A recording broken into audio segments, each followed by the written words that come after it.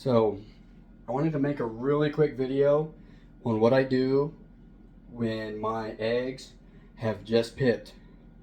I can time it pretty well. I know when they're going to pip, maybe within plus or minus 3 or 4 days.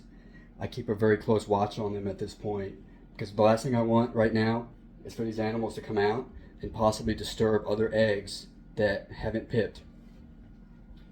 And these eggs right here, one is pipped. I'm going to check the other two. As you can see right there, the little slit that this Asian water monitor made with its egg tooth, 2 slits there. It's going to be ready to come out in a few days. So what I do when they're at this point, I make another box and I put sphagnum moss in it and I soak it in water until it's sopping wet. Warm water, by the way, because I don't want these eggs to cool off. And what I do, I then give it a really good squeeze. Get some excess moisture out of it. And then I take it and I use the moss almost as a filter to drain that moisture out.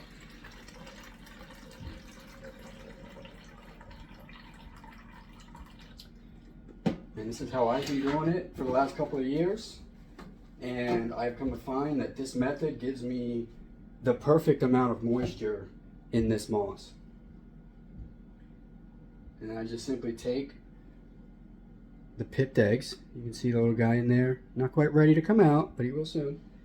And I just nestle them very gently on the sphagnum moss.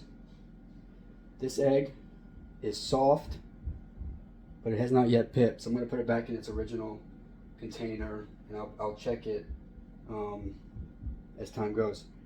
This egg is also pretty soft, but hasn't pipped yet. And it's kind of dented on the bottom, so this one may actually not hatch, but I'll update this video with the outcome of what happens with that little egg.